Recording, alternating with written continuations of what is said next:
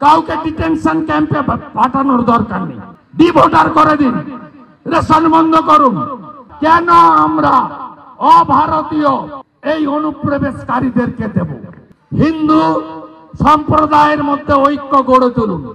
আপনার অর্থ হিন্দুকে দিন, হিন্দুর অর্থ আপনি নিন।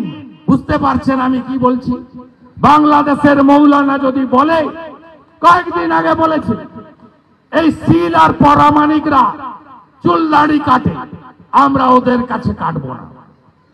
মোদকরা ময়রারা মিষ্টি তৈরি করে, আমি ওদের কাছ থেকে মিষ্টি কিনবো না, বাড়িতে মিষ্টি বানাবো।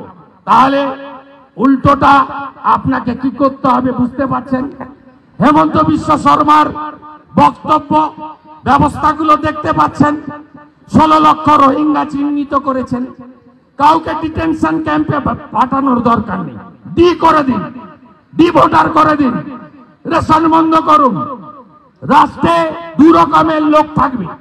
সিএএ বলেছে আমরা ধর্মীয় উৎপীড়নের কারণে আফগানিস্তান, পাকিস্তান, বাংলাদেশ থেকে হিন্দু, শিখ, জৈন, বুদ্ধিস্ট, পার্সি, খ্রিস্টান যারা আসবে তারা এই 7টা কমিউনিটি, তাদেরকে আমরা সমনাগরিকত্বের মর্যাদা দেব।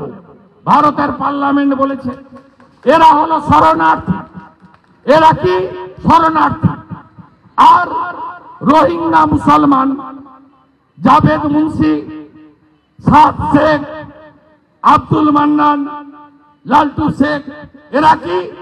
এরা হলো অনুপ্রবেশকারী, যাকে ঘুষপেটিয়া বলে হিন্দিতে। বুঝলেন তো? তাহলে ভাগ বুঝা গেল শরণার্থী কি আর অনুপ্রবেশকারী কি। আমরা ভারতীয়, ভারতের সব ধর্ম থাকবে, সব মানুষ থাকবে। আমাদের কোন ভারতীয়র সঙ্গে লড়াই নয়। আমাদের ধর্ম শিখায় না। বিবেকানন্দের জন্মদিন 12 তারিখ। স্বামীজি শিখিয়েছেন নিজ ধর্মে আস্থা, অপর ধর্মে শ্রদ্ধা। আমরা মেনে চলি। আমরা সংযত, আমরা শান্তিপ্রিয়, আমরা হজম করতে জানি, আমরা সহিষ্ণু, আমাদের সহনশীলতা আছে।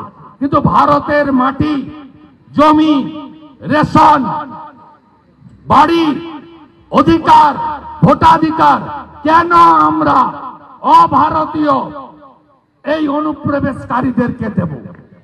এর বিরুদ্ধে লড়তে হবে, এক থাকতে হবে। যোগী आदित्यनाथ जी की বলেছেন, बांटेंगे तो काटेंगे, एक रहेंगे तो नेक रहेंगे। मोदी जी की বলেছেন, एक रहेंगे तो सेफ रहेंगे, नहीं तो निर्ममता का सहित काटेंगे। অর্থাৎ ঔরঙ্গজেবরা যেভাবে কেটেছিল আমাদের ভবিষ্যৎ তাই। তাই আসুন সবাই মিলে ঐক্যবদ্ধভাবে দুনিয়ার হিন্দু এক হও।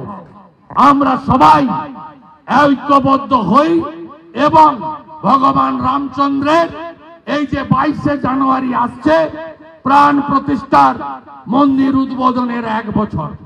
আপনাদের বলে রাখি, আমি গত বছরও বলেছি, কোন মন্দির আমরা সরকারি অর্থে বানাই না। আমরা হিন্দুরা, বিশ্ব হিন্দু পরিষদ নিধি জোগাড় করেছিল। আপনি আমি 10 টাকা 50 টাকা ক্ষমতা অনুযায়ী সবাই দিয়েছে।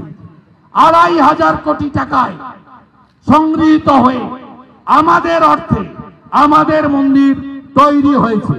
বিশ্বের রেকর্ড 13 কোটি ভক্ত এই 11 মাসে রাম মন্দির অযোধ্যাতে দর্শন করেছে। 13 কোটি।